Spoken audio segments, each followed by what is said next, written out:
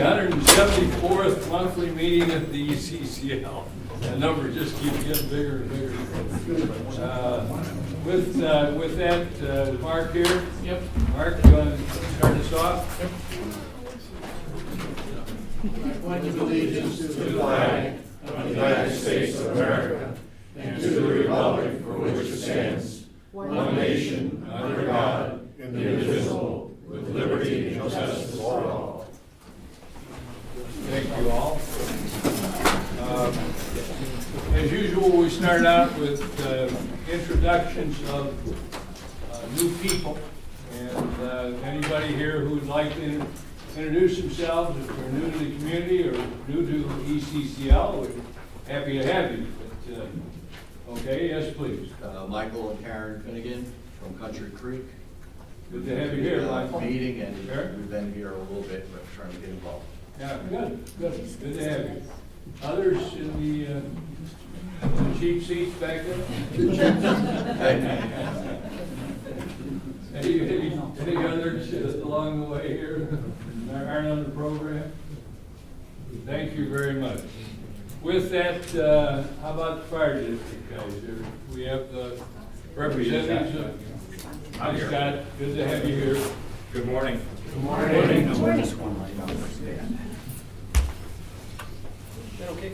Yep, perfect.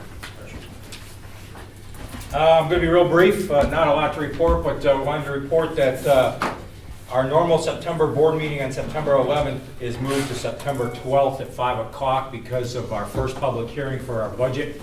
We can only meet at certain times because of school board and other entities of village. So our first public hearing for our budget will be September 1st, or September 12th at 5:01. One of the things, just briefly, that we had put in the budget for next year was a new fire engine for one of our engines that was aging. I come to find out that there's new steel tariffs that have gone added to the fire engine costs. So if we purchase the engine by April 15th of this year, we'll save over $23,000 in steel costs. So I'm going to be presenting that August 14th at our board meeting. And we do have the money in our capital reserve to do that. So I'd like to save $23,000 and go ahead and order it this year. It takes about 12 months to build a new fire engine. So school's back in session today. So we a lot more traffic with the school buses out there. I was able to drop off my daughter this morning, very successful first year or third grade.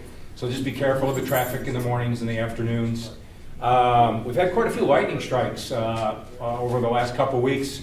Just be careful when you're out there. We've had a couple close incidents on that. We've had some brush fires from lightning strikes. So, and before you know it, we'll be back in the season. And right around the corner with the snowbirds coming back down and increasing the traffic. So that's really all I got to report for this month, but I want to open it up for any questions. Anybody have any questions of me? Awesome. Have a great day. Thank you, Scott. Thank you. Is either David or Alexis here? No. All right. I don't have any announcements. Anybody have announcements they'd like to make? Anything going on that people need to know about? Okay. Quiet month in August, right? A lot of people out of town. Next item on the agenda that we've added here the last 4 or 5 months, and we'll continue to have on there, is kind of feedback from the communities.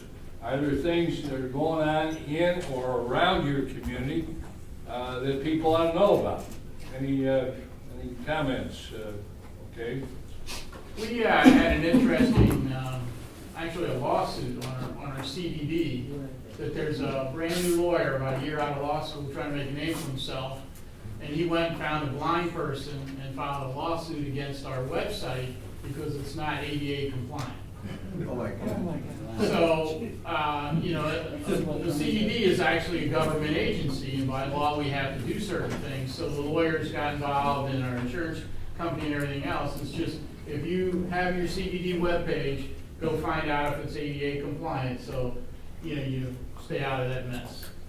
I just can't believe that, but I think that's important that you keep us informed and keep other communities informed, Mark, so that they are able to follow the path that you're Right. able to work out. Pete?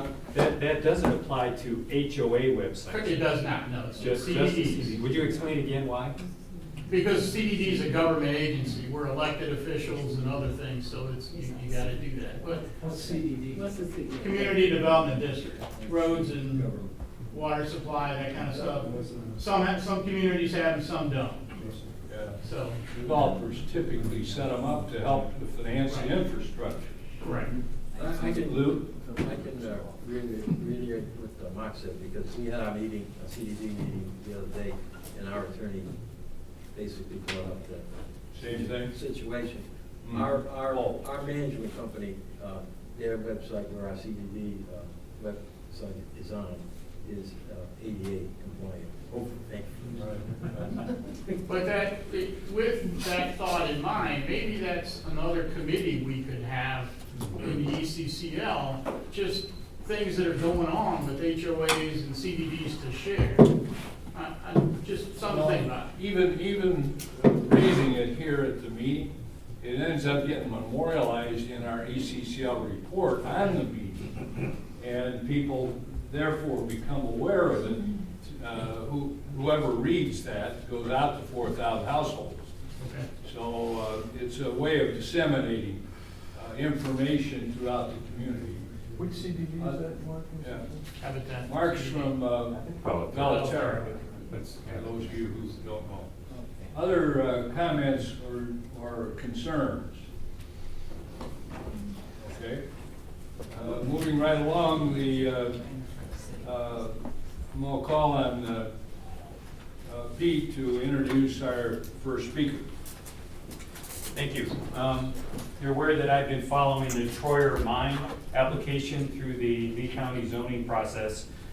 In doing that, I've come to know people at a particular company called Cicada Seed Company, which is located right next to where the Troyer mine would be if it was fully approved. Cicada would be irreparably harmed by the presence of a mine right next door to their operations. Cicada is a large seed company, very valuable company. They provide great jobs here in Lee County. They do research on vegetable seeds. A lot of the seeds that are purchased by farmers throughout the country come from Cicada seeds. Broccoli that you may have eaten last night, a lot of that comes from the research that's done at that company. That company is very, very concerned about having this mine right next door to them. So they've tried to do the best in providing testimony to the county about why this is not such a great idea. They've hired Greg Stewart, who is going to talk to us today. They put up a website called No Mine on 82. I presented pictures of where to find that. And they've also hired Gary, what's his name? Steve. Dan Miller, I'm sorry. You're a hydrogeologist who provided opposition testimony about hydraulics and hydrology in the area. But today, one of the things that Cicada asked Greg Stewart to do, of Stewart and Associates Planning, was to look back at the Waldrop Study that was provided by the company Waldrop Consultants to the county back in 2016. It was an assessment of the needs for lime rock in Lee County and supposedly Southwest Florida, and what that does, what that means to the need for more mines here. That study was the point that the county basically used to say, yes, we need more mines. They haven't actually approved it, they've adopted it. I don't quite know the difference between adopt and approve. Maybe you can explain that. So we've asked Greg to come here to provide his presentation on his second look at the lime rock needs assessment study for Lee County. Greg, thank you.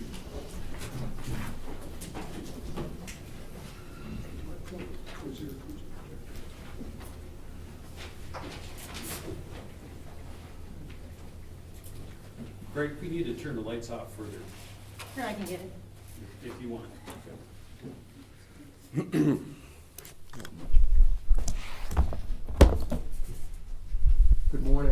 my name is Greg Stewart. It's good to see old friends and new friends.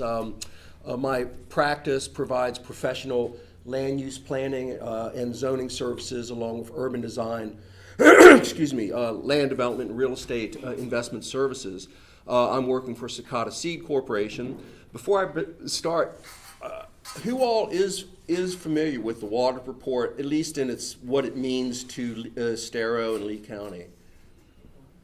Okay, I'll be referencing the Waldrop report just quickly. As Pete said, the Waldrop report was a study that's mandated by the county's comprehensive plan, and basically the plan, there's 8 or 9 policies and objectives that require the county to demonstrate quantitatively whether lime rock is needed within a specific planning horizon. The current planning horizon is 2030, so the Waldrop report was looking at, is there enough resource, to handle the county for 2030, not only the county, but the region. And then it also addressed the issue of 2040. So it's a quantitative requirement, and I'm going to probably present the most boring, technical, quantitatively insane presentation that you'll ever have.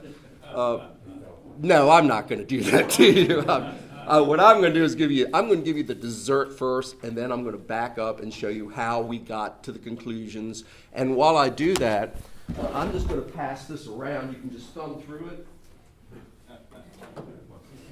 But I want the reports back, but I'm using the reports as the basis for my slideshow, and this is the evidence that we'll be using in our legal proceedings and regulatory proceedings. The thrust of the matter is Lee County has enough lime rock.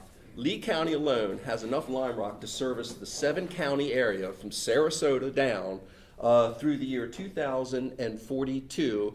And if you use a 20% reduction factor, which has been accepted vis-a-vis the Bill Spakowski approach, we're talking about Lee County alone has enough resources for lime rock to provide both Lee County and the region through 2045, specifically 372.9. Now, when you look at the map, and this is one of the things I want to talk about, is that Lee County is not the only provider of lime rock resource. That's one of the flaws of the Waldrop report. That's one of the flaws of this whole process. You have Collier County and Charlotte County also providing lime rock. So if the objective for Lee County is to provide lime rock resources for the region, you have to include the other significant lime rock resources. I mean, it's just logical. So when you go back, if you factor in, and this is where it gets really fascinating to me, if you factor in Collier County and Charlotte County, then there's enough lime rock resource to last the entire region for the next 33 years. 2051. We will be dead and gone when that happens, but the bottom line is that we have plenty of resources, and by resources, I mean permitted both on the state, the federal, and the local level, and that has quantitatively defined lime rock resources. And these aren't magic numbers. So again, when you look at what Lee County has, and let me go back now, because this was what Waldrop came up with. Let's see here. Oops. Waldrop came up with, and they included 4 Collier County mines, but they did not do a thorough analysis. I'll get to that in a second. But including the Collier numbers, Waldrop, let me see, right here? Well, I don't have the pointer's not working. Waldrop is saying there's 297 million cubic yards of resource, and that would be enough for the year 2037. So look at the difference right there. I mean, 2037 to 2051, it's a huge difference. Waldrop was wrong, and here's the reason why Waldrop was wrong. And it's so simple, it's mind-boggling that Lee County, their Department of Community Development, didn't pick this up. Waldrop came in and said, we are going to use estimated average lime rock thickness, okay? And then look at the correlation between lime rock thicknesses across the board. All the lime rock thicknesses originally did not come from Dover coal, because I've got a separate slide on that, but the previous study was 2005, and it was Greg Rawl. And so if you look at the Greg Rawl study, he did not have any mine-specific depth. And so if you are trying to figure out how much stuff we have to support the construction industry, you not only look at the width, the area, the acreage, but you look at the depth. So everybody since 2005 has been using regional averages. So my experience in the mining industry and as an expert for Lee County and protecting Lee County from litigation, and I've had a few cases, I won't get into Waldrop in a second, but their methodology, but what you want is to do this. Instead of using averages, and you really don't know what's going on, you use exact soil profiles and geotechnical data in the case files. And you also use, ready for this, Lee County monitoring reports. Wow, what an idea. Lee County accepted the Waldrop Study, and they didn't even ask Waldrop to pick up the phone, call the third floor development services. Hey, let's see what the monitoring reports say. When you start using that stuff, you get a much more exact estimate of how much lime rock resource. Now, of course, the gold standard is to require every mine to come in and actually do bathymetric surveys. That would give you the most exact. But the bottom line is, Waldrop and everyone else were using averages. I came in and used specifics, and the specifics are these. Not only did I use DEP environmental resource permits when I was trying to figure out how much depth and quantity, but then I was using the monitoring reports, and then more important, when I'm using the soil profiles in the case files, then you have an idea of how much fill dirt on top. So what I'm coming up with is a very specific and quantitatively exact and almost irrefutable findings based upon soil columns. So if, for example, if one mine has resources up to 100 feet and the soil profiles show that the first 20 feet is fill and dirt, voila, then I'm knocking out that percentage and using just the core resources. So it's a very specific approach. And so using that combined with, and this is another failure of Waldrop, and I'm not picking on Waldrop because actually no one has done this. And again, to me, as a professional, it's mind-boggling. Why didn't they just go online to the Florida Department of Environmental Protection, Google lime rock mines, and voila, you pick up their GIS, and it shows every single lime rock mine that's been permitted in Southwest Florida. And again, I'm talking about from Sarasota to the north, Collier County, Hendry, Charlotte, all those. And so when you start with an accurate inventory, you're going to have a more accurate estimate of the resources out there. I mean, this is not rocket science. We examined 37 lime rock mines. Here's a chart showing the breakdown. Now, and from this type of evaluation, we found 23 mines that service Lee County, Collier County, and Charlotte County that provide lime rock.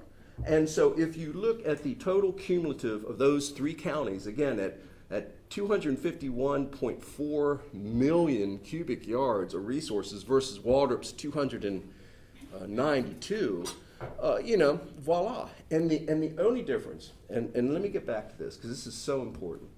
The only difference is that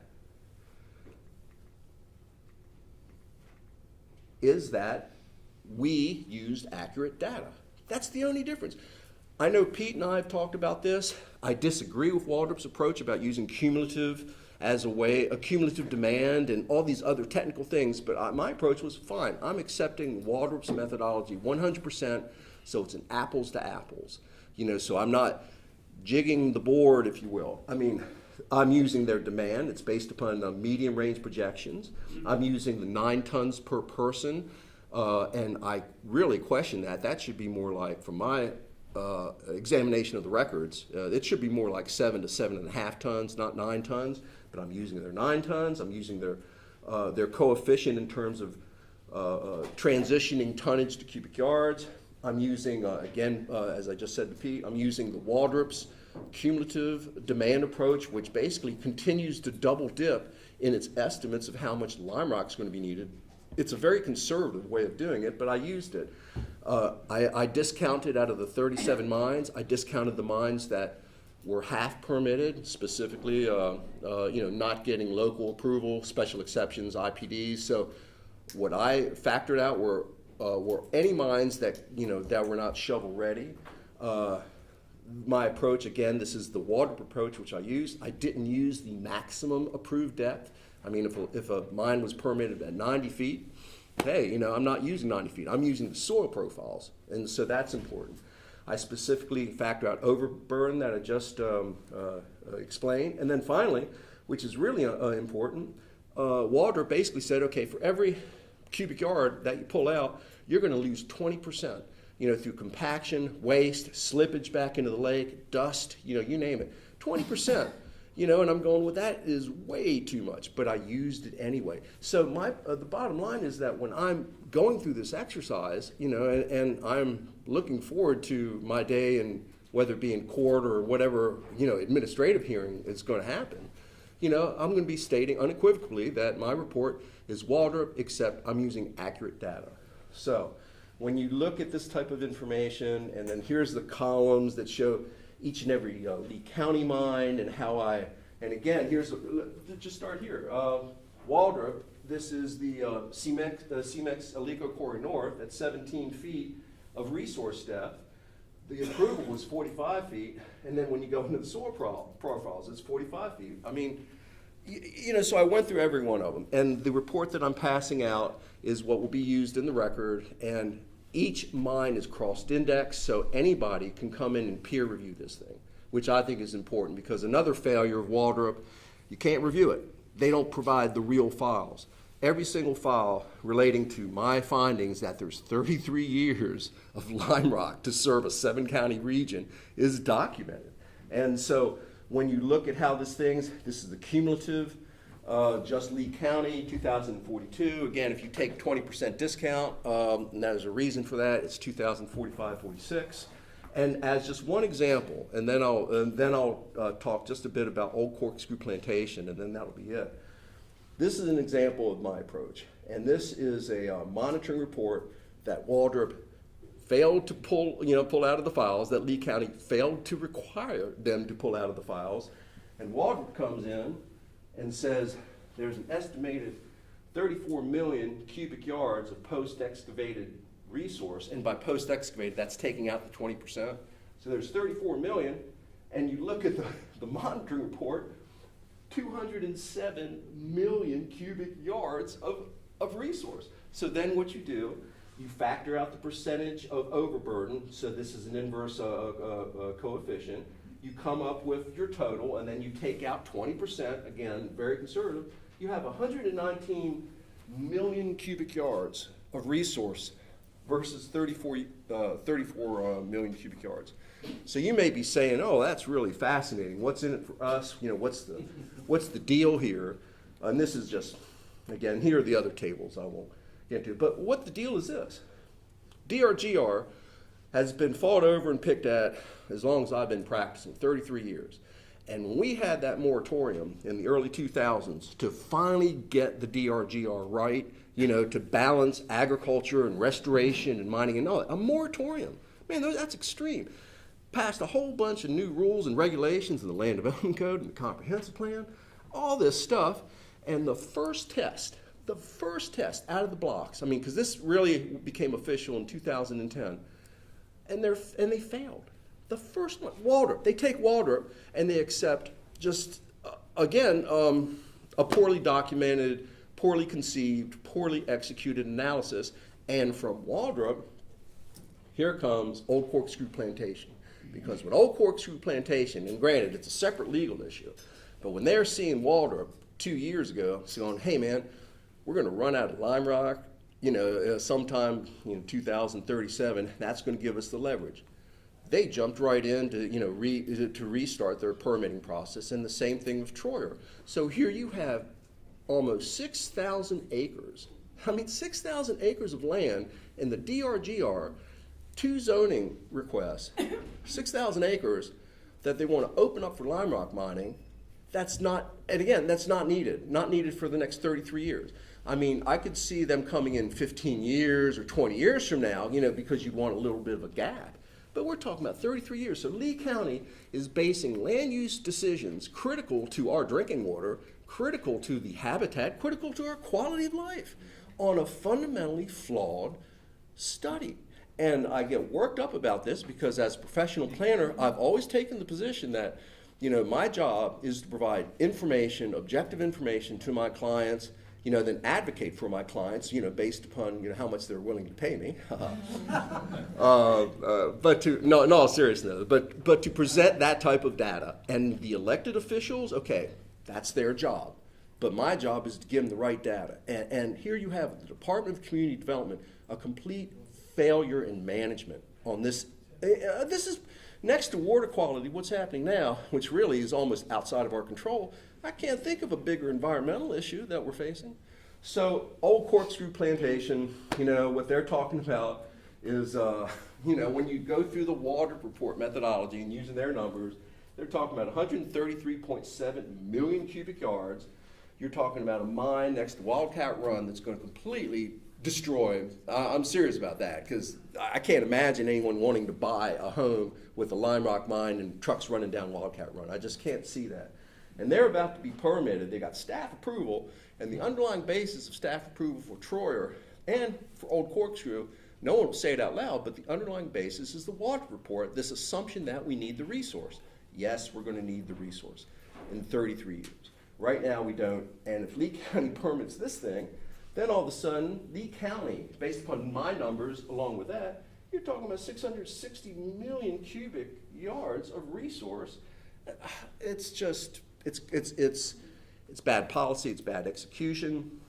I really appreciate you giving me the time to present this, because what I'm trying to do is, make people aware of the seriousness of what's going on these two zoning applications, because again, and as I'll repeat, almost 6,000 acres, and you're talking about mines that once they start, and I've been in the industry, they don't go away for generations, because once they start, and even if their permit expires, then they'll say to the regulatory agency, you can't stop us, we're legally stopped from any legal action because we're so vested and grandfathered, and they're right. So once you get the permit, and once that first shovel goes in, you're stuck with it. So thank you so much for your time. And Emily, would you like to come up? Yeah, absolutely. Just for more information, you can visit nomine82.com, and that'll keep you up to date on the latest going-ons with this. The hearing will resume on August 28th, and that is when the Troyer brothers will begin their rebuttal. And from there, the hearing examiner will make a recommendation, and then it will go on to the Lee County Commissioner.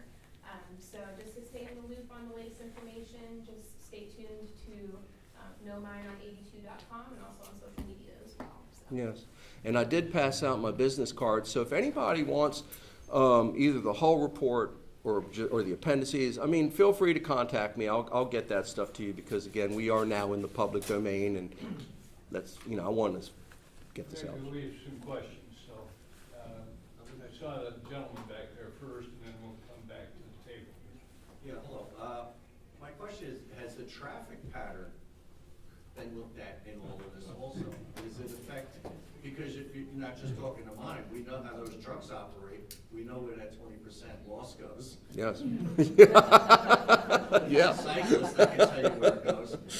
But even as a car driver, we have a lot of trucks now that seem to don't abide by the law, and that's a different topic. But Yes. that's been established because we are a residential community.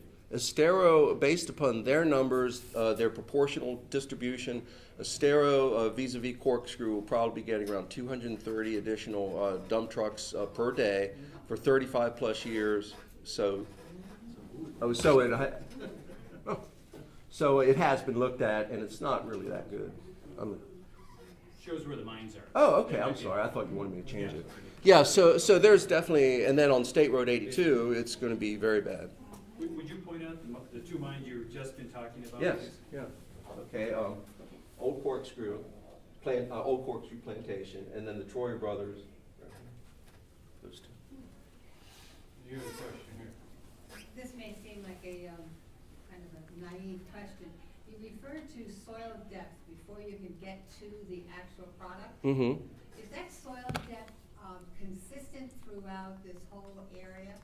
No, and does how it change from one area to another? it does, and this is what, where's my slideshow? Oh, here we go. This is how I responded to that. That's a great question. So when you pull out the soils maps, and here are the for each and every mine, and you have the various pits what you would do then, okay, based upon the geotechnical description, you develop the soil column, and again, this is kind of blurry, I can't really read that, but that amount, that footage is then factored out, so RUR is actually measuring the lime rock. So yeah, and so what you do though, because you have so many pits on this mine as example, what you do is then I think we used averaging rather than the median depth. So we averaged out, in this particular case, 14 mines, we averaged them, and then from there we came up with the estimate of the topsoil that's not lime rock, and then the lime rock itself. Back by the camera there. Yes.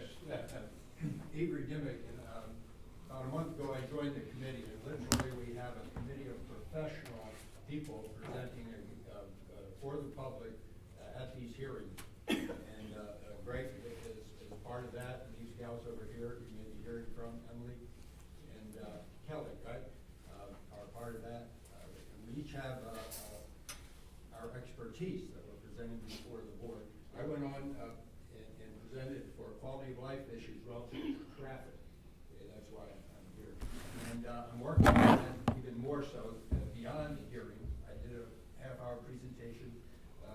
Now, this particular mine is going to truck through 82 mainly, okay? And that's new, the 82. 82, they run 70 miles an hour, okay? I just calculated over here, Alico, in 5 minutes, there are 61 truckloads going one way or the other, okay? So, half of that was full. At 20 tons, well, I misspoke here. At 20 tons, it's 600 tons per 5 minutes of limestone moving out of there.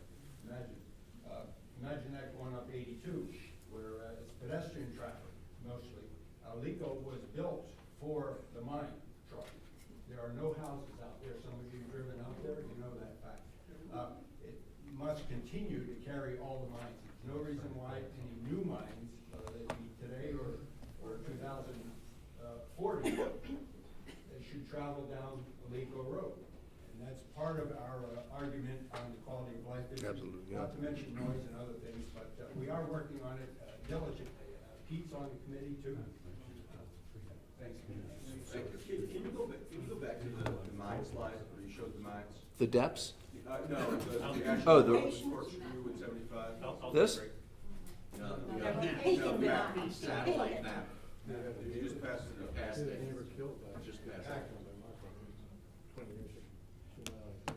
So the question is, as you look at that map that you had up, what's the furthest east on Corkscrew there, and with all the developments there, what's the furthest east development that's there right now? Yeah, there you go. Is the place the furthest east? The place. Verdana. Place in Verdana. Lower right. Okay. The place is already built. Because it was still. Are there not concerns with the folks that are developing out there and builders that are developing out there? Everything they've done to actually be able to do that work, build out about the future of those developments. I would think so, but I'm hopeful that's one of the things that we can get out of this meeting is that people need to be informed of what's going on. And I do need to comment and emphasize this. What I'm dealing with on the Troyer Brothers is both a comprehensive land use map issue, which they have to change, to get the zoning, and the zoning issue. Each and every one of you can call the county commissioners and talk about the comprehensive plan issue. You cannot talk about unless you've spoken in front of the hearing examiner, you cannot talk about the Troyer mine and the old Corkscrew plantation mine on the zoning. But absolutely, it's you have an administrative right to talk to your commissioners about map 14, because that's what this is. Because if they amend map 14, then the mine goes in. And notwithstanding, yes, Pete? There are two issues here you just brought up. There's a comprehensive plan amendment to change map 14 in the Lee County comprehensive plan. Map 14 says these are the authorized areas where mining can occur. They are the purple items and the light blue item that's called Youngquist. Those are on map 14.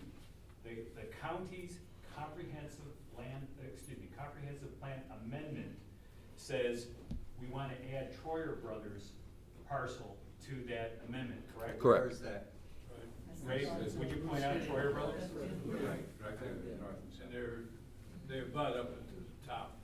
So there is a CPA, a comprehensive plan amendment, to add Troyer Brothers to map 14. And then, on top of that, is a rezoning issue to rezone the land that is Troyer Brothers, which is now agricultural. They grow potatoes there. They want to rezone that to make it an industrial zone parcel so they can mine rock. So my question actually, Greg, is, so now you have a reassessment study? Yes, And the county has its Waldrop study from 2 years ago. yes. What will happen? Will the county, in your estimation, will the county review your plan and revisit the Waldrop study, or what? What will happen in your estimate? Well, what will happen, I'm not sure, but what we're doing right now is I'm setting up a meeting. I outreached to Mickey. How do you say Mickey's name?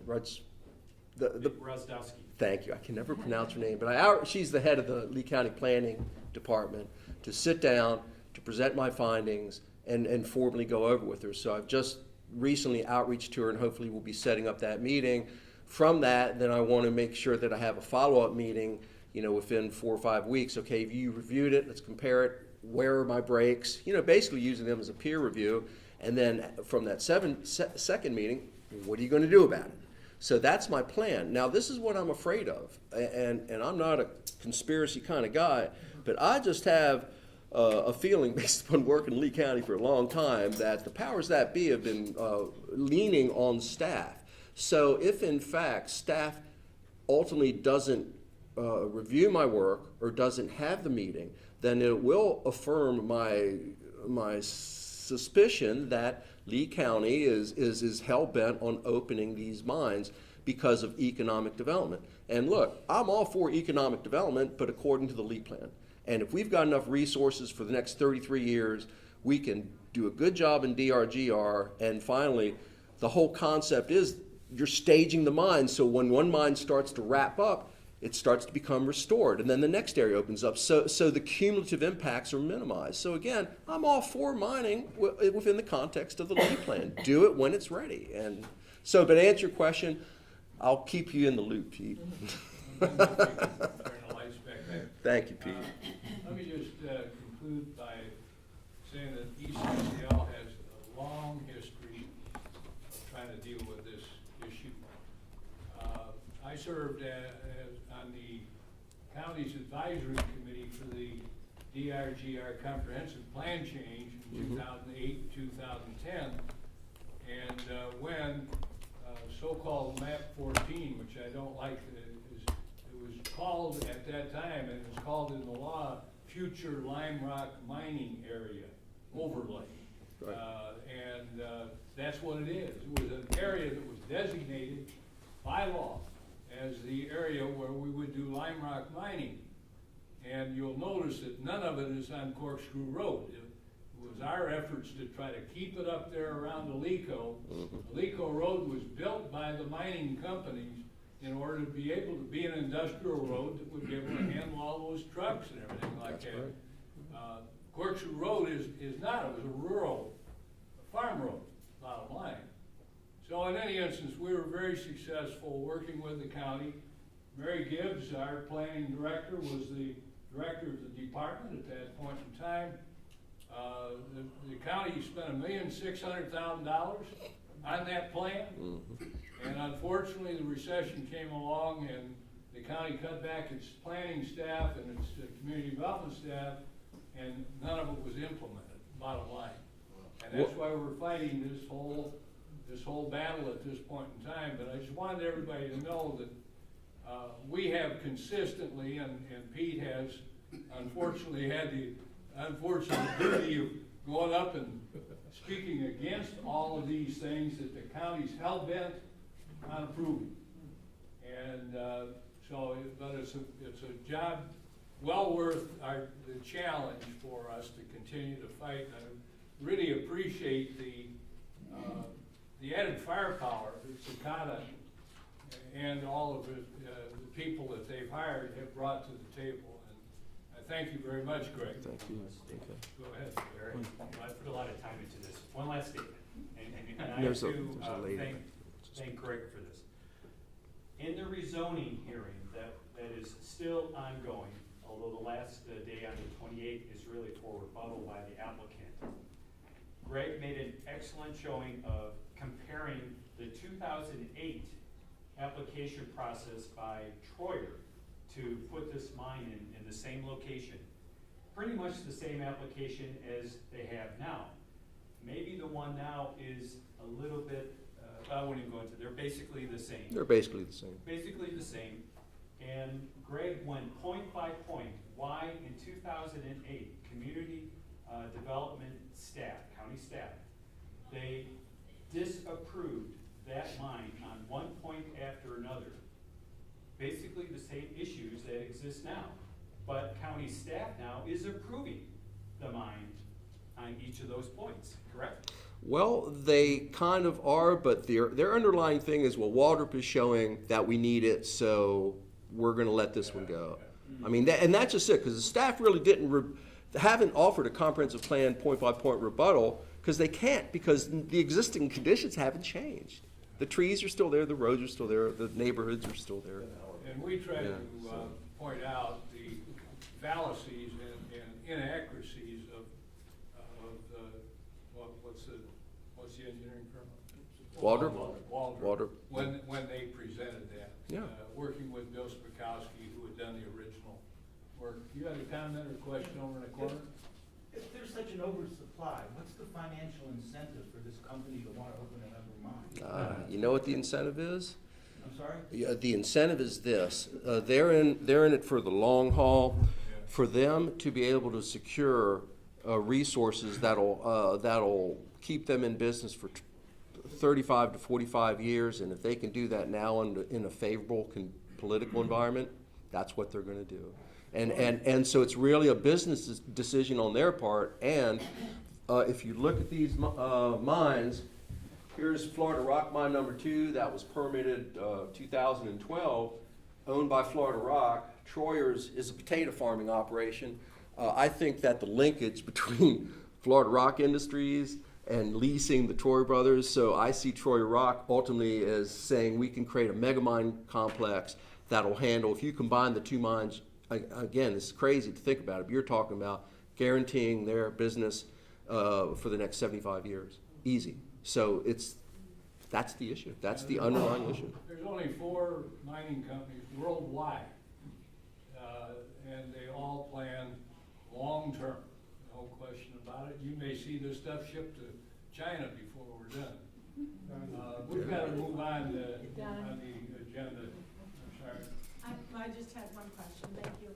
Have you already presented to the commissioners, or are you planning to give this presentation to them? Yes, and that's why I'm meeting with staff first, because what I want to do is make sure staff is, they're either going to be comfortable with it and say, you're right, Greg, or they're going to say, Greg, you're wrong, or they're going to say, Greg, we're not going to meet with you. So from those three scenarios, we'll take a strategic and tactical path towards making sure that the elected officials are aware of this. Great, thank you. Thank you, Greg. Appreciate your help. Our next speaker is Nick Datos, who is representing the village as it relates to a memorandum of understanding with the school board. And they've been meeting with the principals here in our 4 schools, and Nick's going to tell us about some of their needs. Thank you, Nick. Good morning. Morning, Nick. Morning. First of all, thank you very much for having me. I've mentioned this subject to a number of you in the past, but just a quick overview. I took over as liaison from the city with the Lee County School District. And this all stemmed from an incident that occurred about 5-6 years ago when Hertz came into town, and we all expected their executives to take residents in Lee County. Unfortunately, a lot of them moved to Collier County because they claimed there was a problem with the school district. about a year ago, I looked into what we could do in Estero to make the schools in Estero stand out among all the other schools. What I would like to be able to see is where our little village will have a situation in a year or two from now where our schools are recognized as standing out because of what the community, the business community and the residential community will do to help support the school system. I've been working on it now for a number of months, and about 3 months ago we signed this memorandum of understanding with the school district. I've been working with all of this, the principals in the 4 schools that we're taking on, and we've gotten what their wish lists are and where they feel we can help them. At this point, we have a few things that have already taken place. You've heard about the junior achievement, which will be probably the first time in the state and maybe in most of the country where a school district has taken on, in a certain number of schools, every class, not just one class in the 2nd grade or the 5th grade, but all the classes. And in total, there'll be about 80 classes that will take on junior achievement this year. We have reached out, and Jim Shields has been active with that, and also the Estero Educational Outreach Group has been very helpful in doing that. I've sent letters out to all of the business people in the financial fields, and we have almost all of the 80 volunteers who will be doing those classes. So that's in place and will start in effect probably in October.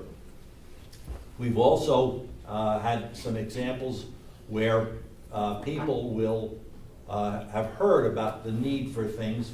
Just at Pinewoods Elementary School just a week ago, Jim Shields, who you all know, was with me on one of my tours of the school and the principal, and heard the principal express the need to get some help on their campus to clean the campus up. It had been years since they had done any major cleanup work. I'm talking about power washing all the cement walkways throughout the school campus. Well, Grandeza came forward, gave their crew of about 4 people, spent 4 days, and did the entire place. And it's going to help make the place look better. A better looking environment, as we all know, is more conducive to learning and to working. So these are the type of things we're doing.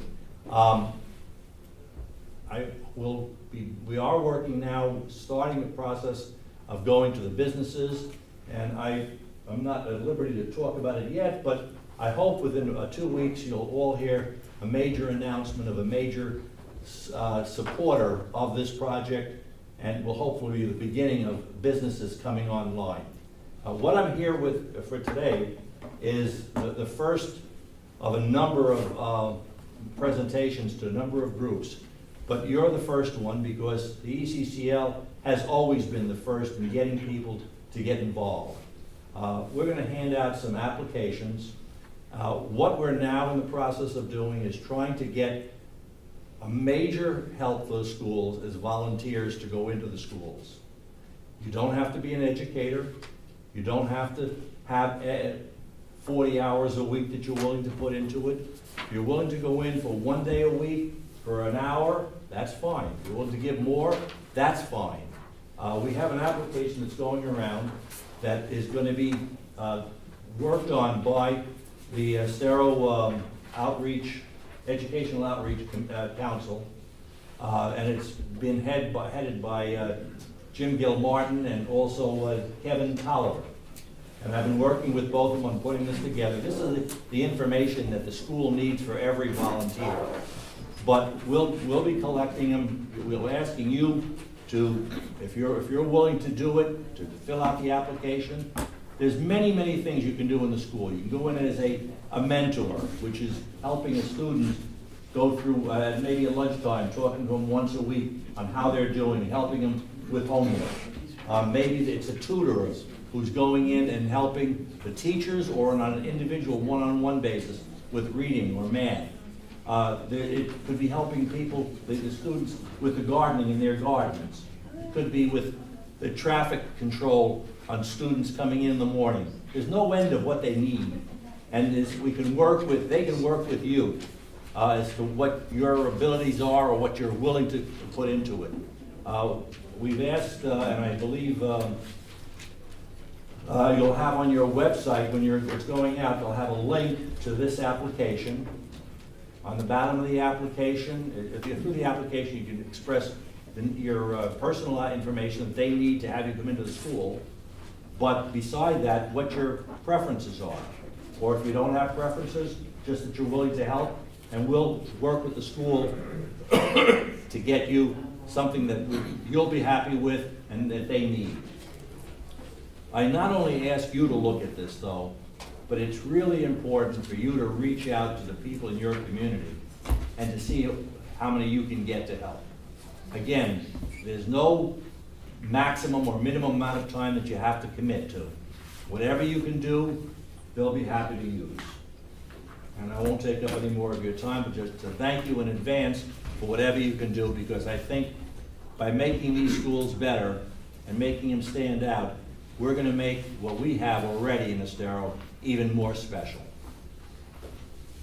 So Nick, in looking at the application, the volunteer preference section really strikes me as the key area. Right? Yeah. It's suggesting the kinds of things that the schools have identified where they need help. Correct.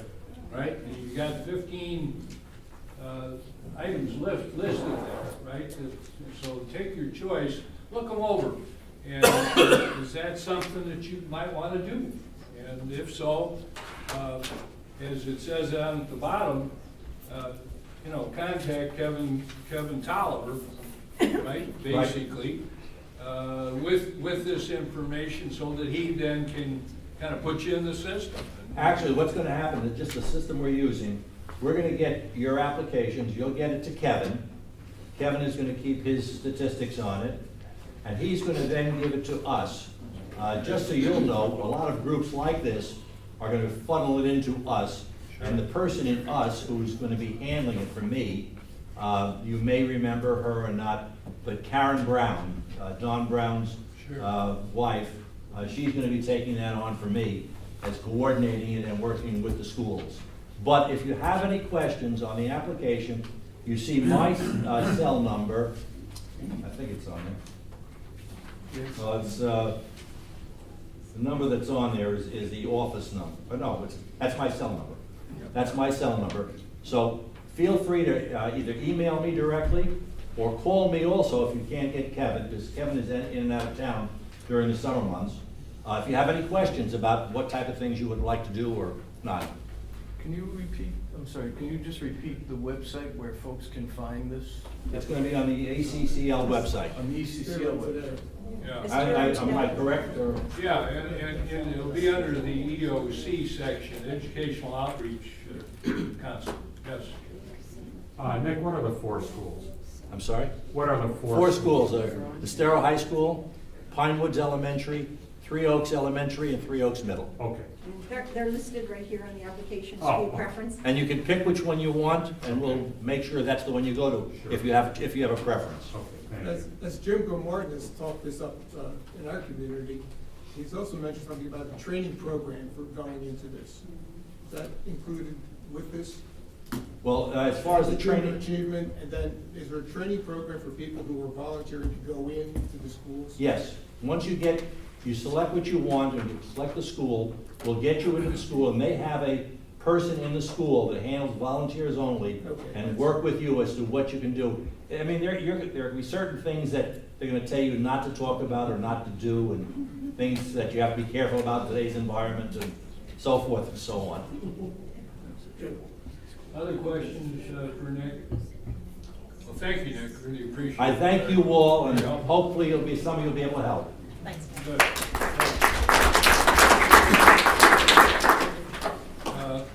Moving right along, it's Bob King's turn in transportation. Thanks, Tom. We've got several items, Bob, all together. Whoops. Yeah, this is the planning season. Everybody's doing their budgets and putting their programs together. The first one I'd like to talk about is the I-75 interchange improvement. With your question concerning traffic on Corkscrew Road, that's one of the major bottlenecks. That's an area that needs to be improved. Right at the moment, they have a design activity going on to do some interim improvements. Thanks, Pete. They're going to be adding an additional turn lane from westbound Corkscrew to southbound Interstate 75, and also coming eastbound, an added lane going north. This is just a shot of the interchange the way it exists today. There's room underneath of that bridge to do the improvement. They will not have to make any major change to the overpass. The project is about a $12.8 million project. The construction is currently scheduled for fiscal year 19. So it's out a little bit, but right now the design phase is underway. What I'd like to bring to everybody's attention is a save the date thing on the 16th at 5 p.m. at the Village Hall. There's going to be a presentation made by FDOT where you'll be able to listen to what they intend to do, where they are at the moment, when they expect to do the construction, and you can raise questions if you have, and you want to make some points about perhaps we could get it done a little sooner, because that turns out to be one of Corkscrew Road's major bottlenecks. There is a website also that I mentioned at the bottom. This, by the way, is published monthly, so this information will be available to you. That website is put out by FDOT, and it shows the project in a lot more detail than I have here. This will give you an indication of what they intend to do. They're going to add the lanes. The yellow part will add an additional turn lane, as I had mentioned, south and north. They're also going to be doing some on-ramp work to make those a little safer. The next I'd like to talk about is the Village of Estero Capital Improvement Plan. Right at the moment, there have been 2 public meetings held, one on the 5th and one on the 7th of June. The staff has prepared an input to council with the recommendations for the budget. The council approved a resolution 2018-10 to adopt the capital improvement plan, that piece of the major budget that identifies the transportation portion.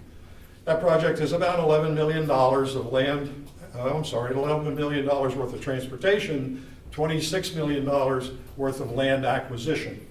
The land acquisition portion of it has not been discussed in great detail because of negotiations, and it would be inappropriate, but that will become more public within the next month.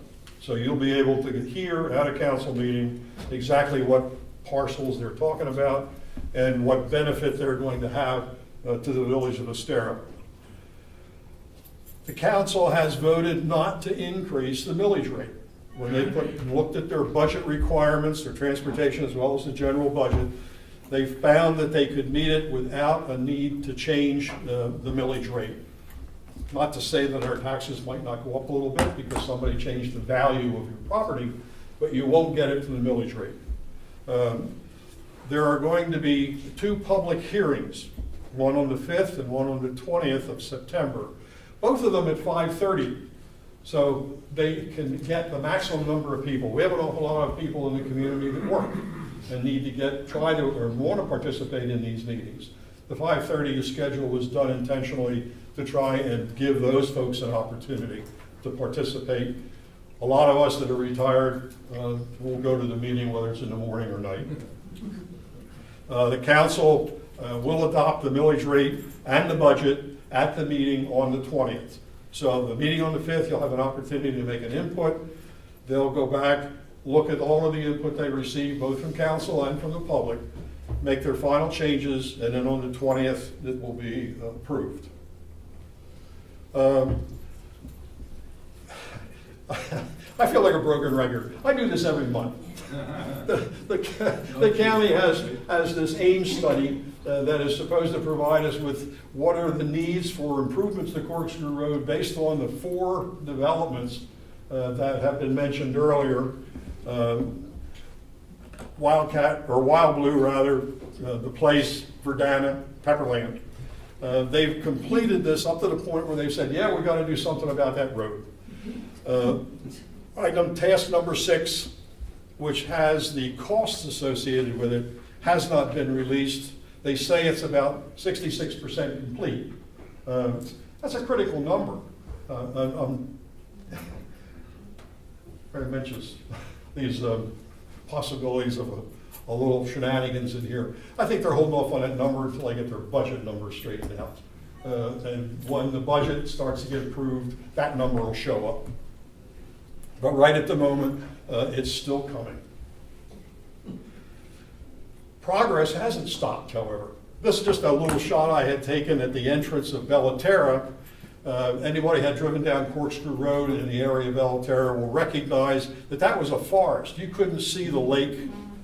They have clear cut it. They're putting in the entrance, they're doing infrastructure, they're doing some stormwater management work. Progress is going forward. The road is still a 2-lane road. The county's capital improvement plan. They've had workshops back in May for the proposed budget. They looked at the proposed total budget at about $125 million. This is just for fiscal year 18-19.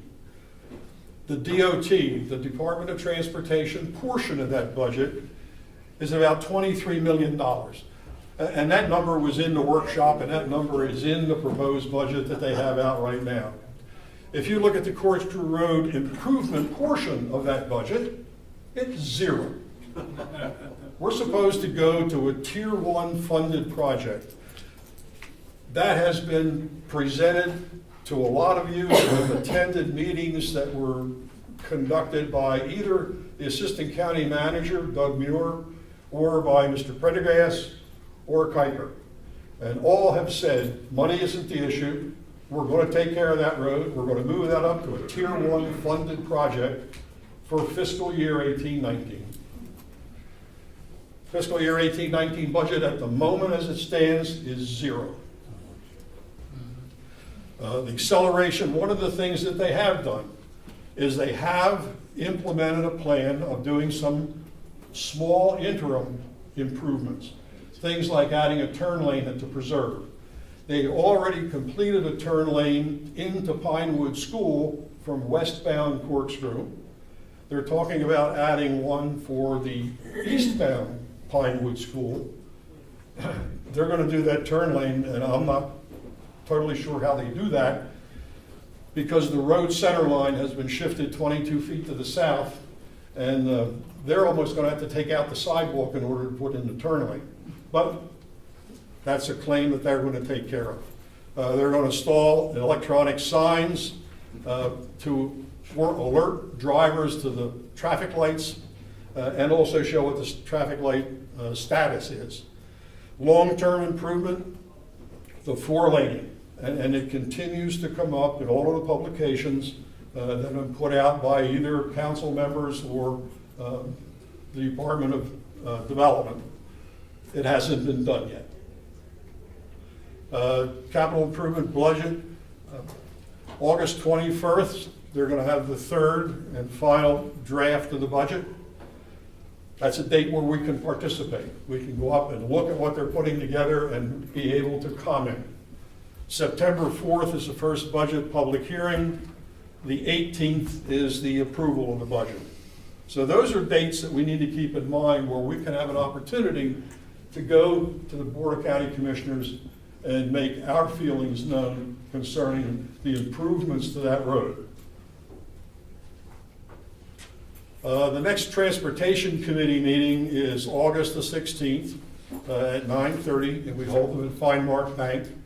I'd like to point out that Finemark Bank has been very, very good to us in terms of their hospitality and providing a meeting room along with refreshments. So kudos to them. We really appreciate the way they have supported ECCL. Are there any questions I can answer about any of these topics? Can you go back one slide? Sure. Will the village council be supporting our request to increase funding for Corkscrew Road? Say that again, will the village Will our village council be standing up for us and saying, we hope that the county will fund Corkscrew Road improvements? I don't know. That's certainly been asked of them on more than one occasion. Have they decided to do that yet? I don't know. Okay. Yes, sir. There was a lot of, again, Mike Finnegan, and I'm also with the Calusa Riders Bicycle Club. But when you showed the improvements to Corkscrew Road and the no budget for Corkscrew Road, going back to our mining, I mean, you know, we have trucks that are using Corkscrew Road from the mines. Yes. Yet Alico was built just for those trucks. This is also adding to our traffic at those intersections. Yes, it is. Plus, now you're saying that with those widening, there is no room for it. You know, we have sidewalks that go to nowhere. We have bike lanes that just end. And yet, where is this going? Well, if you look at what the Well, my other question is, are the new developments adding money to the road improvements, besides just building the developments? Well, Yeah, I know. That's a good one. the answer is yes, they should be. Yes. They'll do that in two different ways. They'll have a proportionate share payment that each one of these 4 developments, and that's what that task number 6 is supposed to do, is to tell us what that number is. That will give a proportionate share for their impact on the road that they would pay to improve it. The other one is the impact fees. And in the wisdom which I don't really understand is that impact fees are not significant. So what we'll do is approve them at 45% collection rate as opposed to 100%. That's a logic I fail to understand. So if the money's not good enough, we'll collect less. Bob, it seems to me that this meeting on the 21st is something where we ought to rally a lot of people to get up there to be prepared to speak on behalf of, you know, where is the dough for East Corkscrew Road, right? I mean, It's not- it may be in there. If it's in there, great, we can applaud them. But if it's not, it seems to me, there needs to be an outpouring of concern about their ability to do this. Absolutely, Don. That is an opportunity for us to stand up. And the one thing that we need to be saying is, you've made commitments to us. You've come to our communities and you've said that we're going to move this project. Corkscrew Road improvement is in the plan today as a Tier 2 unfunded project. What they need to do, and they committed to us, is we're going to move this up to a Tier 1 funded project so that it can go forward. On the 21st, that's where you stand up and say, have you done that? Will that be in the plan on the 18th when you approve this budget? So we'll send out something to everybody to try to encourage a maximum turnout for that hearing on the 21st. That seems to me to be all of the communities, the Waldrop thing. Bob, I mean, you know, we expected them earlier to reveal what they were gonna do at the May meeting. As I Exactly. recall, we We did. went up for that one, and nothing happened.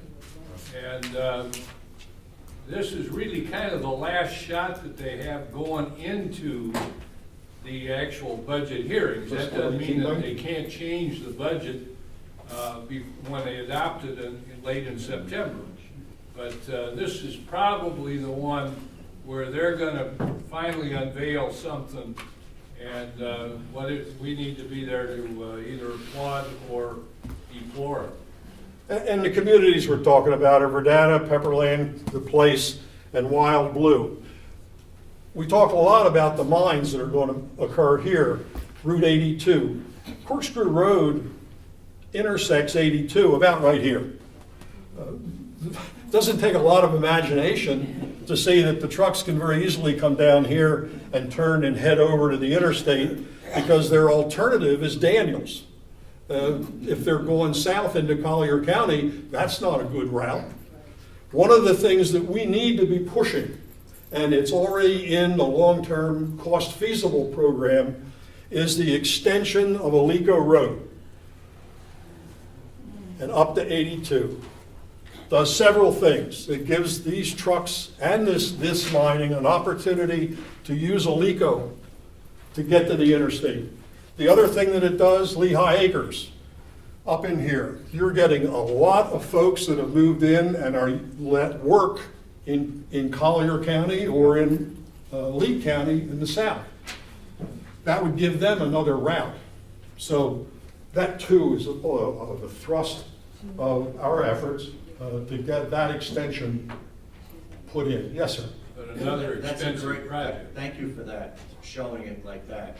But would it be possible for us to counteract all of this, because we don't get anywhere with budgets, developing a dump truck ban on Corkscrew? That they're forced to use No, the unfortunately, electric- Tried that's- several Well, times. that's what I'm asking. The banning of trucks, commercial vehicles on Corkscrew Road had been discussed a long time, and it really isn't feasible.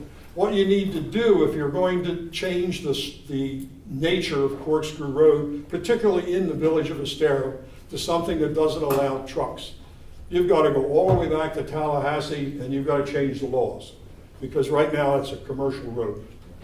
So we can't keep them off, but what we can do is provide them with another route that gets them out off of Corkscrew. Also, the ticket for speeding. Yep, that would be great. All right. Around that. Also do safety checks on the truck. Any other questions for Bob? All right. Thank you. Moving right Thank along. you. Jim Tutulis, our Community Development Director, is next on the agenda. Jim? Got it. Well, we've been talking about the comprehensive plan that was developed and planned and passed last year. It had to go up to Tallahassee to get approved by the state. We were waiting for that approval to come down. And I'm glad to tell you that we finally got the state approval, so our comprehensive plan is now a legitimate one, and it's the law of the land. Tying in with that is the land development plan, which is the uses within the comprehensive plan. And that is very technical, and so it's an ongoing thing that we can't see, but Clarity Engineering and Johnson Engineering are working together to try to refine. What they're doing is taking the Lee County land plan, and they're refining it to try to work it into the Estero land plan. And one of the examples is, in Lee County, they've got 65 zoning sections, 65 different categories of zoning. And so that's for the whole county, and that's what we're using. But now, in Estero, we don't need 65 different zoning designations, so they're winding those down, and they're gonna consolidate them and make them into more concise and fewer divisions.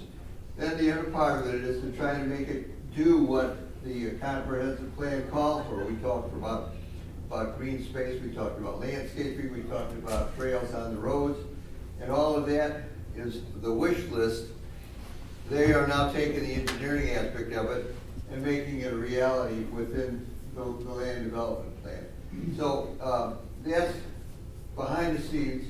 What's contemplated that in October, there'll be a combined workshop between the Planning and Zoning Board and the Design Review Board, which will be open to the public to bring us up to date on what they've done so far and give our comments. So our comments will be in October after all of the behind the scenes work has taken place. So that's about where that's at. Now in the community is what's taking place. One of the major projects that you can see as you go up and down 41 by Estero Parkway is Estero-area. There's an empty building there right now. That's a Starbucks. That's going to be a Starbucks. Next to it, there's going to be a Texas Steakhouse. And that Texas Steakhouse is going to look great in Texas, but it doesn't look great in Estero. So just as across the street from there, where the Walmart was going to look like a Walmart, now you can't tell it's a Walmart. Our design review board is trying to see how they could create the Estero, Texas. So we'll see what that looks like when it's finished. Behind it are the apartment development, and that has received its development order, so that it's now ready to go for permits and to start construction. So what you're gonna have is finishing of the Starbucks. Eventually, when they get some kind of design, resolution, the steakhouse will go there. But before that'll happen, I'm sure the apartments will start to be constructed. And then the other two things that are coming up is on Corkscrew Crossings, where they had the rezoning. This is out on Corkscrew, trying to reshape the land from present use to what they had planned. That'll be coming up. And then also the other thing that's working on is the hotel in Miramar. If you're familiar with Miramar, the back end of it that attaches to 75, right now it's a vacant area with just a big parking area right next to the lake. They're going to put up a hotel there. If you notice, in fact, Mark talked about it before, they were talking about putting a hotel on Corkscrew. And now they've changed the plans. The hotel is going in the back end so that it has visibility from 75. And what they're going to put on the other stuff is going to be sort of whatever market is going to present availability to talk about. But that's what's happening. And of course, Lowell will talk about the other big project, which is coming to a conclusion, and that's the Lee Health Medical Facility. And so we'll refer you to Lowell as to where that's at. But not much more is taking place as far as development, other than these projects that are just being concluded. Yes? What is the hotel that's going up there? Pardon? At Miramar. What's the name of the hotel at Miramar? I'm not sure. I don't know what it is. And the second question I have, a long time ago they talked about using the railroad tracks as a bike path. Has that gone anywhere, or what's going on with that? That's another thing that Nick's been working on, and that's part of something that's going to be coming up in the future that we really can't talk about yet. Okay. Any other questions? Thank you, Jim. I just wanted to add to what Jim commented. For about 15 years, ECCL has published the Estero Development Report. Monthly report that is distributed to everybody on our email list. How many of you looked at the EDR as it's referred to? Good. Well, you probably saw this latest article, which I wrote, which was a little different. I don't usually do that anymore. I used to do it all the time. Anyway, last year we had an article in there that talked about how internet sales were impinging on retail. And here we are, the retail center of Southwest Florida with two major shopping centers, Miramar and Coconut Point.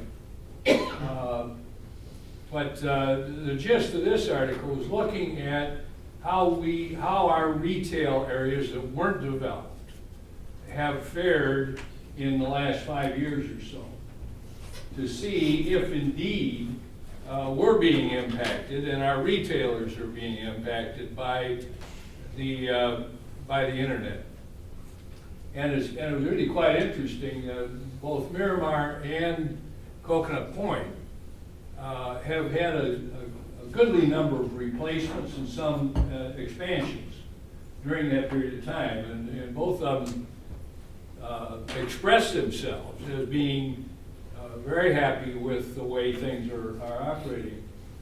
But the other thing that was in the article was kind of interesting was we have three other shopping centers, all of them out by I-75, two of them on the west side and one on the east side, that had considerable number of vacancies for a period of probably 6-8 years during the recession and that type of thing, and nothing was happening.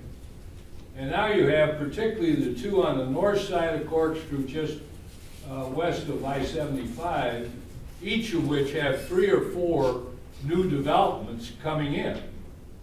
The first thing that you had on the one that's called Estero Interstate Park, I've forgotten, that's not quite the right title, but the property that's immediately west of I-75 on the north side there, a couple years ago, they built those apartments in there. It probably wasn't the wisest thing in the world, and there were plenty of people here in Estero didn't think that should be approved, but it was approved. It was rezoned basically, I think, by the county before Estero got created. That's right. And it consolidated three parcels, and they got rid of them. But that's how desperate the owner of that development was at that point in time to move in that direction. But now he's got another hotel and a school coming in that development. And then just west of there, on the corner of Three Oaks and Corkscrew, you have three more projects that are going into that shopping center that hasn't had any investment probably for 10 years. All you had there was a car wash and a health building, right? Relatively small health building. Very disappointed when that happened because they broke up what was intended to be a larger health parcel. But in any instance, you now have an office building, 75,000 square feet. You got a veterinary office, and you have a senior housing and healthcare facility back in the back, quite a large one. So all of a sudden they're getting filled in. And then the other one that was really important was over on the other side of I-75 up by Estero Parkway. It was 200 acres that was vacant. And it was really interesting because at one point in time it was going to be a Red Sox, the Red Sox stadium possibility. And the county staff opposed putting the Red Sox there because they thought it was much too valuable, and they thought it was probably going to generate be a commercial site, etc. Well, in fact, it now that's where the Tidewater is. That you got two rental housing developments in there, and you've got a bank under construction. You got a storage facility under construction, etc. That 200 acres has basically been developed. So those three centers are doing quite well in spite of the fact that you have all this competition from internet sales. So, and it's not hard to fill out those shopping centers where you have 7 or 8 outlots and a major parcel back in the middle. Once the infrastructure is put in, you're stuck with that plan. And getting it to work is not easy. So with that, we'll move on to Lowell Gerson and the health report. Excuse me. Well, that's a picture of the new Lee Ambulatory Center and hopefully a hospital tower, as you can see in the back. The Health Committee took a tour of the construction of what's going on in the part in the right-hand side, which is the ambulatory center, only on the first floor, since the second floor is going to be all the physicians' offices, and they're still under construction, and there are going to be 54 of them. The emergency department is just about complete. The whole infrastructure is there. They're actually installed some of the equipment. 16 examination rooms and 9 observation rooms, all built to modern standards.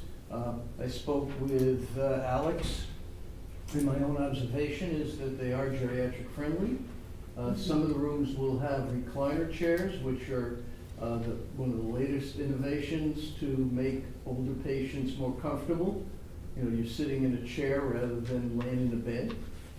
You have an option, of course, both. There will be public tours starting in October, is the plan, with an opening date scheduled for December 4th, where somebody can be patient number 1. Not something I particularly would want to do, but perhaps visitor number 1. And they, of course, refer to us not as patients, but as guests. So you can be guest number 1. There will be the healthy center thing that's in Healthy Life. Healthy Life, thank you, and memory unit. In moving from Fashion Drive into that facility, there'll be a 24/7 pharmacy available in there, and a small cafeteria, hopefully with reasonable food. Also, very exciting, there's going to be a putting green for golf rehab. Yeah. So that's it. And public, and of course, eventually, shortly, there'll be calls for volunteers. The first call for volunteers would be people who are already volunteers, and they will be interviewed first, not necessarily accepted first, but interviewed first, and then they will open up to folks who are not a volunteer in one of their other facilities at this time. And of course, volunteers make those places go very well. So that's it. Any questions on that development? Yes, Lou? Yeah, well, you said there was gonna be 54 positions, offices on the. Yes. How's that status of that? Are they coming from Lee County, or are they getting some doctors from Collier County, or? Yes. They will have their own hired physicians there, and then opening space to any other physician in Lee and Collier County who wants to take advantage of it. On the note, it says something about a drug drop-off program. I'm coming to that. Oh, okay. Any questions more? Operation Medicine Cabinet. It's just a place where you can drop off drugs that you no longer need, rather than dump them in the environment where they don't do any good. And the closest one is, to us, is the Bonita Springs one, which is on Reynolds Street. I have no idea where Reynolds Street is, to be honest. It's Old 41, I believe. Yeah, it's off of Old 41. Yeah, the sheriff's department used to be in a shopping center off of 41, and it's moved over there. And Alex isn't here yet at this meeting. I was gonna ask him, and I thought, there's gonna be a pharmacy there. Perhaps we can even get a lockbox in that pharmacy. That may be far-fetched, but that would be a good thing. And you can drop off any of your pills that would, rather than flushing down the toilet, which doesn't do very much good. Anyhow, I've taken pills to the one that used to be on 41, which is now off of Old 41. And, it's a simple thing. You just go in and there's a box there. Yeah. Doesn't the Cerro Fire Rescue take some of that?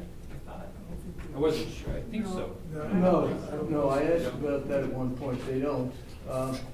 Walgreens does, but not our Walgreens.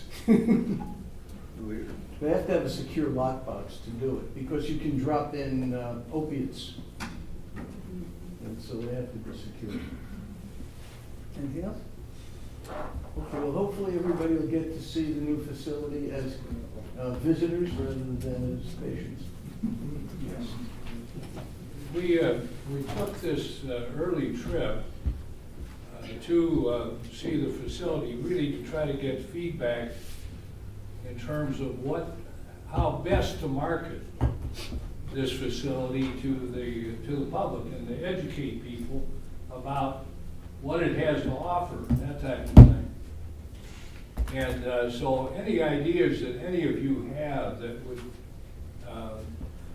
help us to understand that and to be able to reach out to the community, so that as we approach the opening, that everybody becomes aware of the facility, how it operates, et cetera, and all of the different services that it has. Like it has a cardiac center, it has a breast health center, those kinds of things. And most importantly, I think, I know how frustrated my wife gets with filling out all these damn forms with each doctor. This thing has a unified orientation where you register once. The information is shared with every provider in that facility, and it's a big facility. And also, all of them, your electronic health record are shared with everybody in the facility. So once you go there, no matter what it is, they have the diagnostic section here where they try to understand your whole health and to facilitate your gaining access to any care that you need or any preventive types of healthy living lifestyle changes and things of that nature that would be appropriate. All of that is integrated in this system. So I think it's easy for somebody to get hooked as this is my destination, this is my health destination. That's my perception anyway. So the more that we can get people aware of what they have to offer and how it's different in terms of being a very, very modern provider of healthcare services, it's just very, very important. This thing needs to be a success right out of the gate if we are to get the CON for the hospital to be inserted on that property. And so that's the goal. And that's why October and November are really key marketing months for the community for this facility. I just wanted to add one thing which Yes. I neglected. The 43 acres on the opposite side of 41, Lee Health is working with a team of consultants getting community input to see what should go on that property. What's important is Lee Health will maintain the ownership of the property and lease the parcels out to potential vendors so that everything that will be in there will be consistent with the wellness orientation. And that could include fitness trails, bike trails, things like that. And they've been soliciting community input into that. I know the folks from Meadowbrook, which abut that property, are submitting some information. And they met with the health committee, and we came up with all sorts of things which that property can be used for, both health and wellness. So. Yeah, Don, the good news about, us as the ECCL and the village and everything, we've actually got 2 walking bridges over 41 in the capital improvement plan. So one of those bridges, that's one of the things we talked about, is connecting that hospital across the street. I'm not talking about an interchange or an overpass, but a walking bridge or bicycling bridge to get from the emergency room over to the 43 acres. And in the same way, we're so close to that bike path, if we ever get the rails to trails done, you can put all that together. So we're at, to me, we ought to give ourselves a pat in the back because Bob and the transportation guys work their piece, the village is working their piece, we're working our piece. It's actually working. This doesn't happen much, but it actually is. And so, I appreciate everybody and everybody's involvement, and I think we need to continue. And today's a success to me, so I think we need to. And it'll be even more of a success in January or February if ACA finally approves the certificate of need, okay? And we've been asked to give Lee Health the names of 3 different people who will go to Tallahassee to testify before the hearing examiner as it relates to the CON, okay? And I've been asked as one of them. I've got a guy that's long been active with us in our healthcare committee from Bonita Bay representing the Bonita component. And I think Nick Betos probably will also go representing the village if he can get the approval of the other members of the council. Let me just going back to that 43 acres. The guy that's running that study that Sabol was talking about is named Matthew Myers. And he's with a national, he's out of Baltimore, he's with a very large national commercial real estate firm that specializes, or his specialty is healthcare facilities. And he really does want to hear from people relative to their ideas for the use of that 43 acres, okay? We're talking about that northwest corner of Coconut and 41. Myers' phone number is 410, area code, 347-7808. And I've gotten at least 5 or 6 things back from him where he thanked me for having somebody call and provide input. He said it's invaluable for their recommendation. So they really do want input. One last thing that we learned about this thing is that 43 acres will not be sold to anybody. Okay, it's going to be, Lee Health is going to retain control of all 43 acres. They're going to give 99-year leases to different users on there. Each of those leases will be subject to approval by the village, okay? So that the process will be totally open and will be a partnership between ECCL, the village, and Lee Health, okay? And then ultimately all of the lessees. A wonderful effort to continue to cooperate with the community. Very, very thoughtful, and that was their idea. It wasn't, we didn't suggest it. So Matt Myers, 410-347-7808. And with that, we'll move right along to Pete. Pete? Hello. Next steering committee. Oh, yes, meeting. that's the next steering committee is on August 24th, 2:30 at the Enrichment Center. The Brooks Commons Club, Enrichment Center. Okay. Somebody mentioned this, Jim did, upcoming is another residential development on Corkscrew Road called Corkscrew Crossing. It's located there between the Preserve at Corkscrew and Wildcat Run, across from Wild Blue. Wild Blue would be right this big area right up here, Corkscrew Road and so on. This is 625 units. It would be, it has a total acreage of 396 acres. Of that, 176 acres would be developed. That's all wetlands. They will all be filled. 218 acres that are in the lower part of, or the southern part of the property would be preserved. The property borders Edison Farms down here and also Bellaterra, which is this property here. Goes before the Planning and Zoning Board on September 18th. Guess I'm working with Conservancy people and others to develop talking points about whether this should be approved or not by the Planning and Zoning Board. Anybody have any questions at all about that?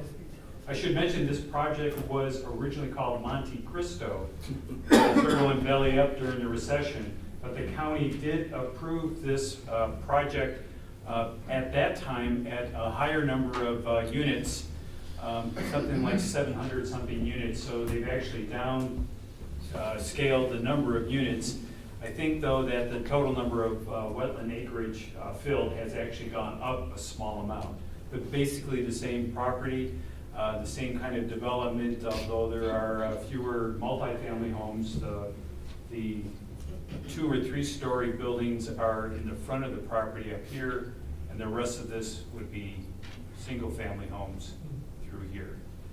Important notice here is that eventually there will be a wildlife undercrossing under Corkscrew Road here. This area here is a regional flowway. It begins up here, my drawing doesn't show it, but it is a slough that comes up through Wild Blue, comes down through here, and connects with another drainage way from Wild Blue. They meet here, they will go under the road through this flowway and wildlife corridor through here, ultimately into Edison Farms. Any questions about that? Do we know what kind of road improvements that they're planning to put in? No, I'm serious. So are we. This is an agreement left. Yeah, right, sandwich. Another brick in the wall. Yeah, any kind of road improvements are gonna do, expansion, turning lanes, who's responsible for that? I talked with David Willems about what's gonna happen up here. He doesn't really know right now, but he suspects that, Corkscrew Crossing will have to put in a turn lane here to allow trucks that are coming from the east that want to turn south will have a turning lane so that other traffic doesn't rear end those trucks as they go. There's nothing on the books yet about that. That's So what he is says. that the county's problem, or planning and zoning's problem, or whose problem is that? County. It's the county's problem because it's the county's road. Right. So is that planned in, Bob, is anything planned in their CIP that we know of for the county in front of that development? At this point, no. There have been several interim improvements before the 4-lane has been committed that would look at things like turn lanes, but not at that location. Yeah, so And I think primarily it hasn't been addressed because the project hasn't been approved. That's probably 1,800 trips a day or something, right? Yep, and now also, do keep in mind, this is also a main entrance into Wild Blue. That's, I call it their western entrance. The eastern or main entrance is the one that's further, right about up here where Bellaterra traffic light is. That's their east entrance. This will be their west entrance. You can see the road taking shape now. I don't see anything happening on Corkscrew Road to take into account the construction traffic that's going to go into Wild Blue from the west. Dave Willems said that he didn't expect much because he thinks that most of the construction is going to be over in the east pod of Wild Blue. I don't know, every time I drive by, I see an awful lot of activity there. Yeah. It is a small win again for us, because when they first talked about Wild Blue, the entrances did not line up with Bellaterra, and it did not line up with Corkscrew Crossing.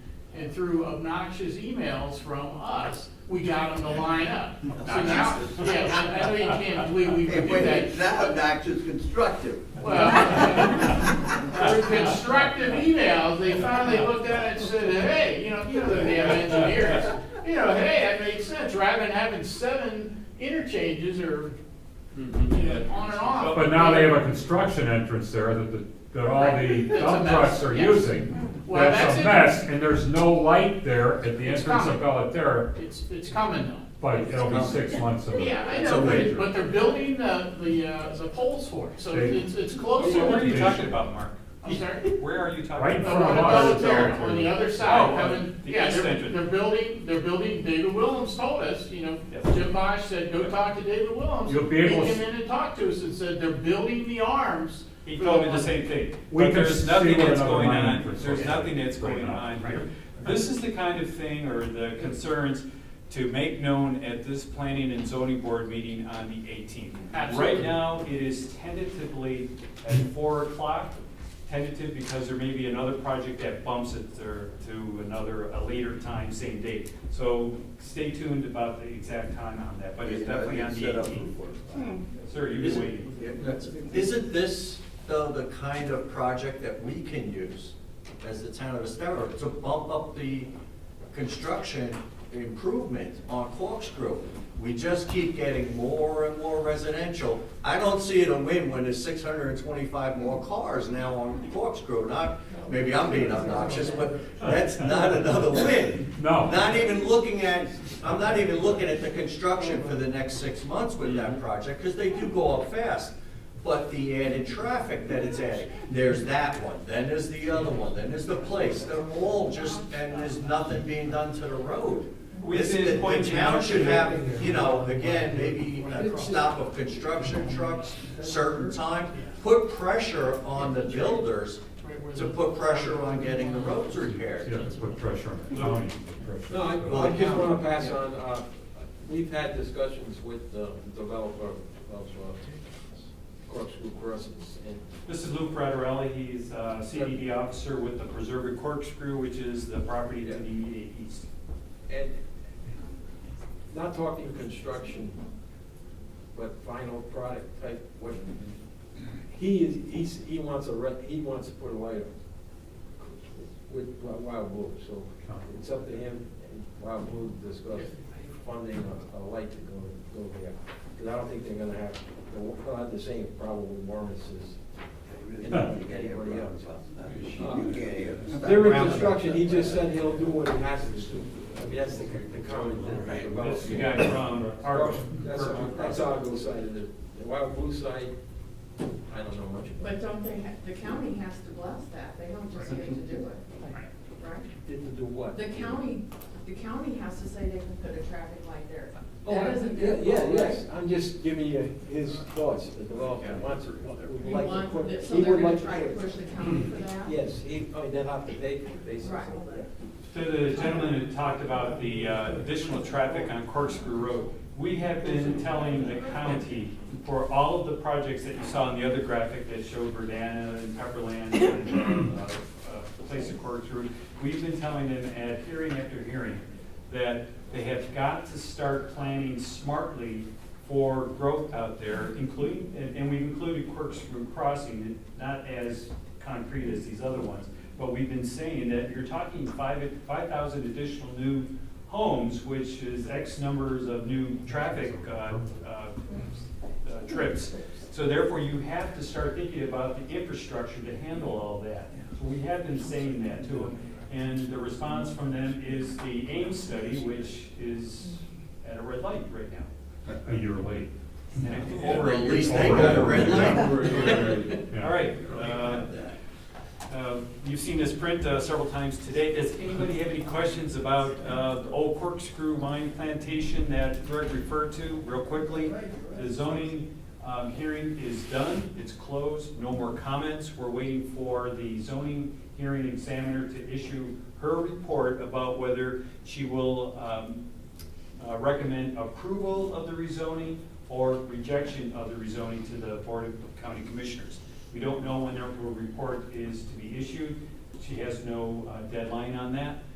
Next, that report goes to the VOCC for them to vote to accept her recommendation, whatever that might be. Any questions at all about that project? I've talked about this probably the last 4 meetings. The other one is Troyer Brothers, which is right next door to Old Corkscrew Plantation Mine. This one is ongoing. However, it's sort of closed to the public. On August 28th, the applicant, that would be the Troyer Brothers company, they get to rebut all of the opposition testimony that has been slinged at them at the various, I think there's been 5 hearing dates so far. That would include Greg's testimony.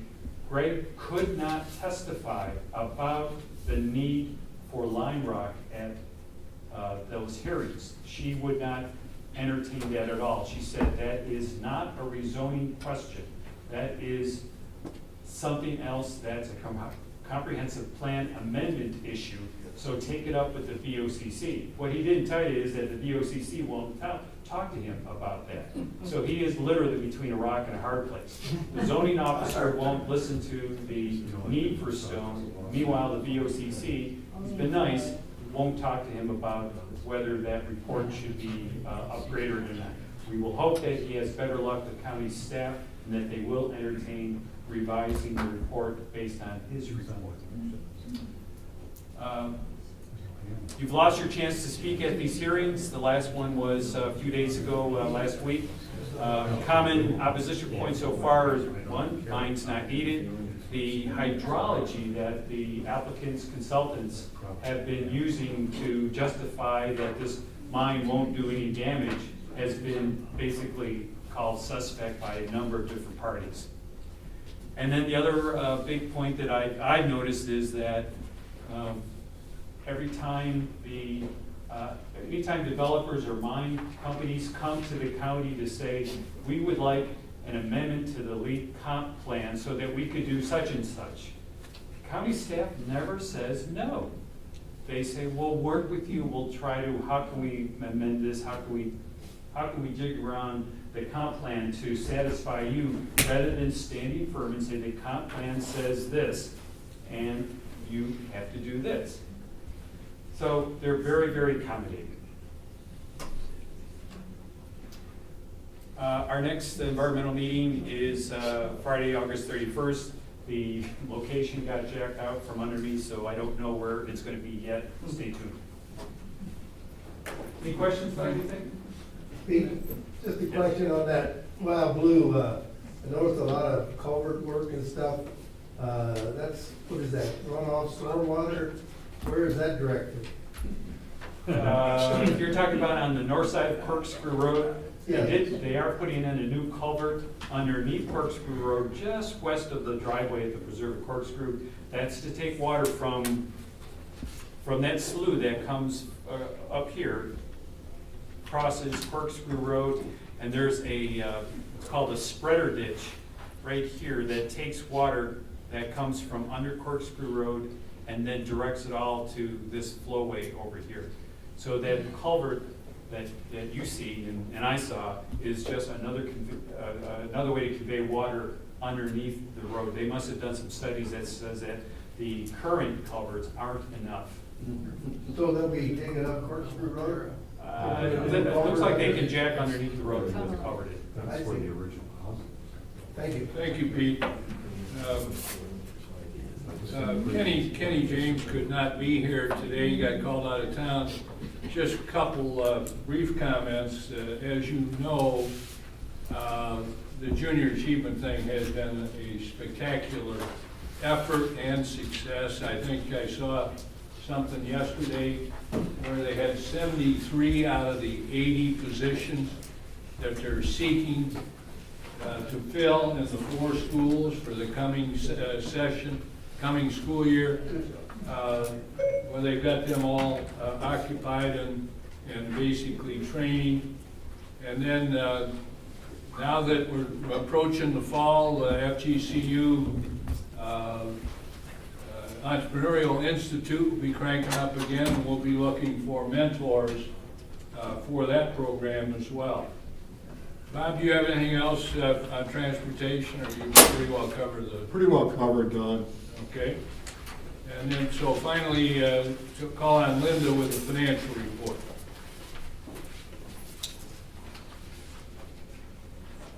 No? Oh, I don't know. Okay. As almost all of you are well aware that all of the revenues that come into, or income that comes into the ECCL is from the annual member dues. So as is the norm this time of year, we virtually have no income except our $1 of interest. Unfortunately, our expenses continue on this time of year, and we are the total expenses approximately $2,800. This includes our expenses associated with our communication, media, and PR. 2 months ago, there was a presentation made about a online revenue growth opportunity that we're pursuing. So there was an expense of $1,000, and our annual insurance came in at just shy of $900. We did get a credit back, $90. So again, expenses came in at just around $2,800 for the month. So our expenses over income are for the month of July are $2,800. Our expenses over income year to date are just about $5,400, leaving us $11,200 in our cash reserve. If anybody has any questions? I did want to mention, over the past month and a half, we've reached out to each one of our member communities, sending an email listing the contact updates that we currently have on file for your community, and asking if any updates need to be made. Changes in representative or alternate, changes in HOA president, so on. We particularly use this information to send the invoices, which will be a little later this year, which relates to our income. So I would ask, if you've not had an opportunity to review this email, if you received it, if you take a look at it, make sure we have current information. We've already received responses from 50% of the communities that they were sent to. So I appreciate any responses that you can provide. Thank you. Thank you, Linda. And thank you all for coming and staying, and we look forward to seeing you again before our next meeting on September 14th.